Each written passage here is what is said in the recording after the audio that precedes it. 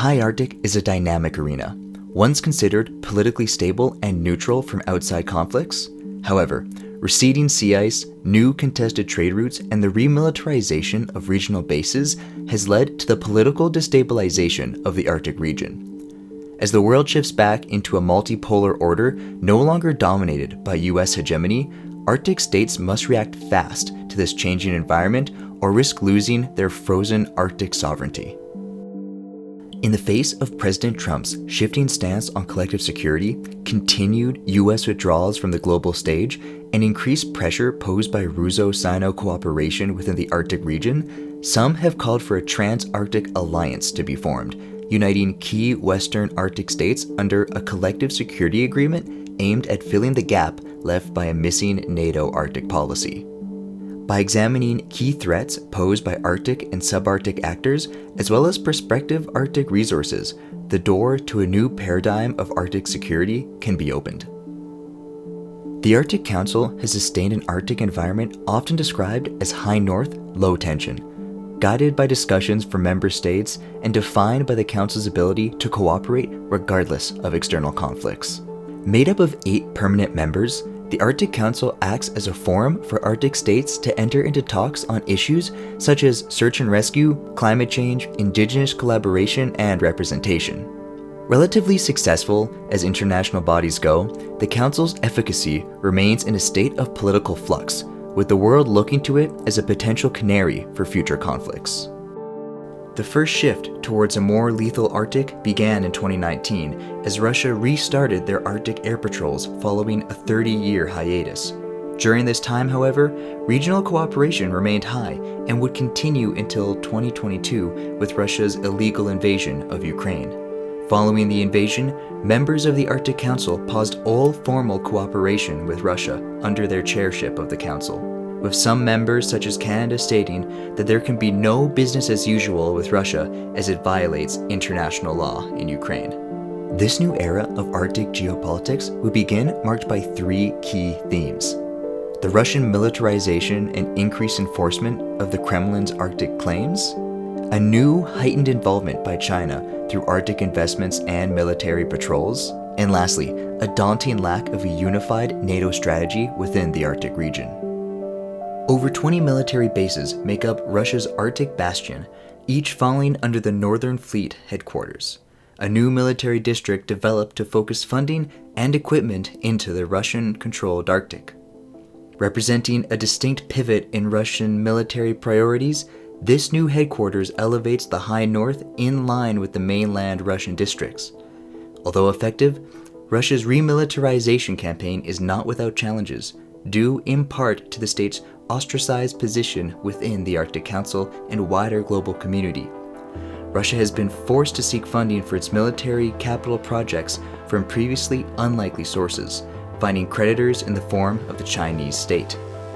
An alliance of skeptical partners, China's stake in Russia's Arctic investments affords it new access to Arctic waters, where once Russian Arctic officials sought to block China's acceptance as an observer state within the Arctic Council. Now, it is not uncommon for both nations to sail patrol ships or fly jets together within Arctic airspace.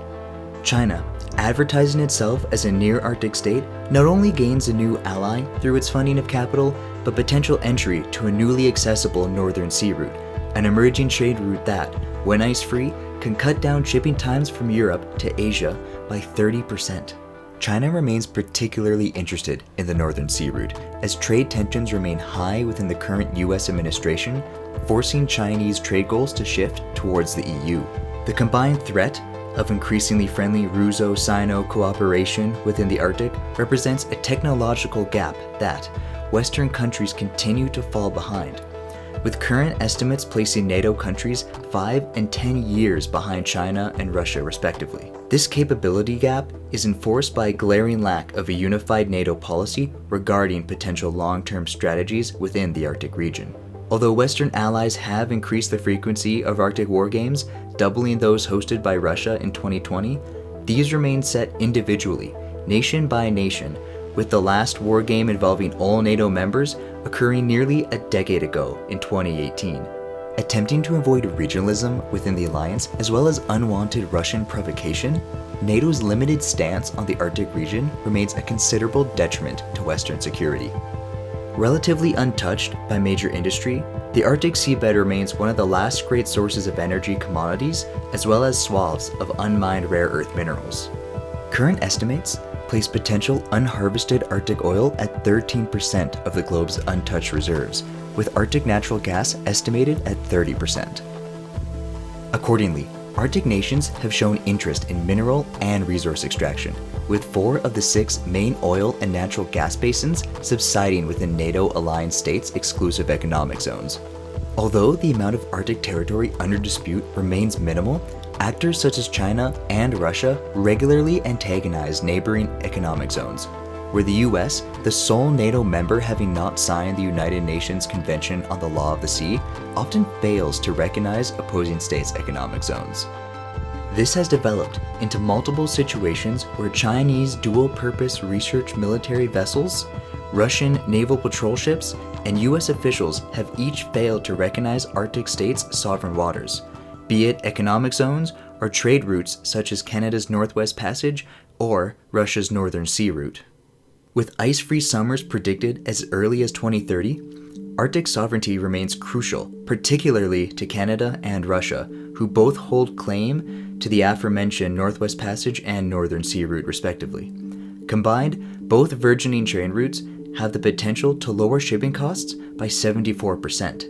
As such, both Canada and to a greater extent Russia have made trade route protection an important aspect of Arctic diplomacy, outlined in Canada's official Arctic foreign policy and displayed through Russian mandates that any ship looking to enter the Northern Sea Route must first seek permission prior to entry, then pay a service fee for route access.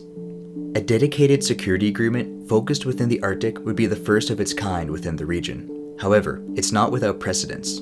With many Arctic states holding close military ties both through shared histories as well as through NATO, precedence for a potential Arctic alliance doesn't come from past military cooperation alone, but from ongoing and actively developing initiatives such as the recently founded Joint Nordic Air Command developed between Denmark, Finland, Norway, and Sweden. This joint initiative brings together over 250 combat aircraft between the 4 nations in an effort to consolidate defensive regional hard power and security. As Arctic states continue to form defensive blocs with their neighbors, it is key to consider what a wider alliance might look like. By observing foreign policy, shared values, historical cooperation, and current events, a list of potential states emerges. This includes Canada, Denmark, Iceland, the UK, Sweden, Norway, and Finland. These 7 nations present prime candidates for a new Arctic alliance. Each state holds shared values concerning the protection of democracies and the recognition of each other's Arctic sovereignty, and are already involved in joint military activities and information sharing. Examining each nation's foreign policy, multiple shared pillars come up, the first of which is an acute admission of the growing threat that Russia plays within the region. What's more is the existence of a common theme expressed by nations to seek increased bilateral security commitments, particularly expressed by Norway, Denmark, and the UK. With 4 of the 7 nations calling for increased cooperation regarding Arctic defense, there exists a clear desire and potential for a new defense pact. Moving past the Anglosphere and aforementioned Nordic states, to consider Finland and Iceland, it is clear that although not entirely aligned militarily, favoring a more neutral Arctic region, Iceland and Finland continue to share values and strategic goals alongside their Arctic neighbors, considerably so in the realm of resource extraction.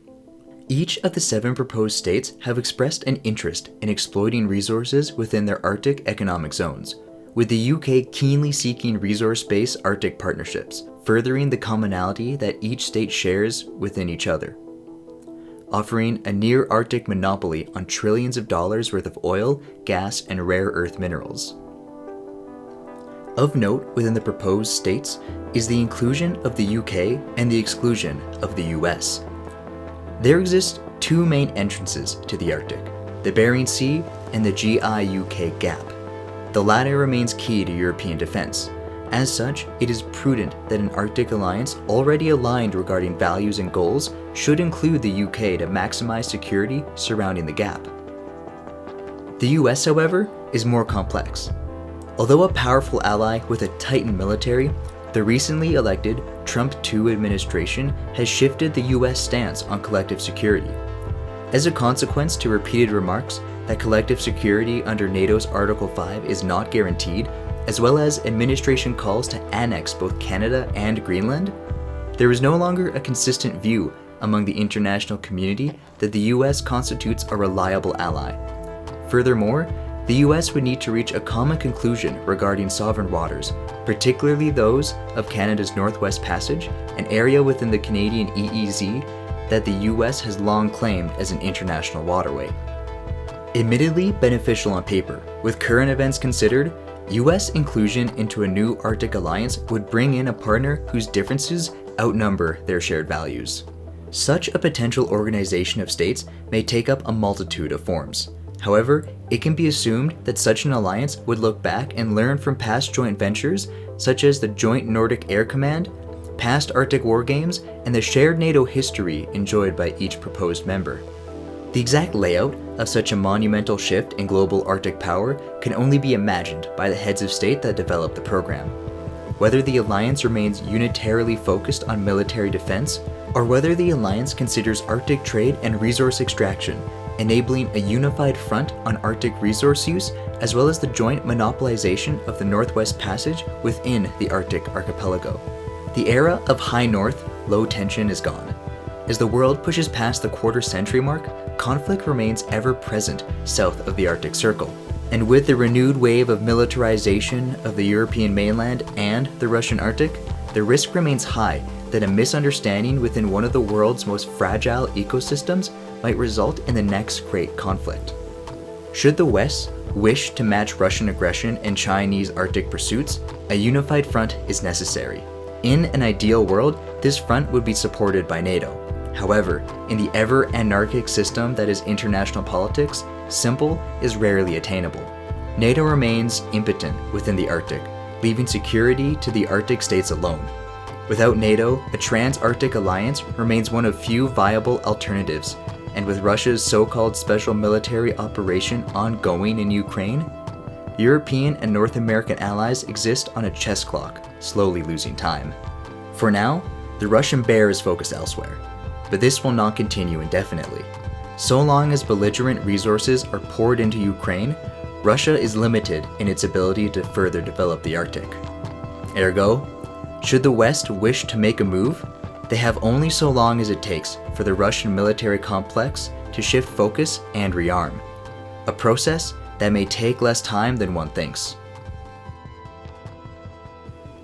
Thank you for taking the time to listen to us today. If you're interested in learning more about this topic, we go into greater detail on our website, linked in the description. My name is Josh, and this has been your Arctic Briefing.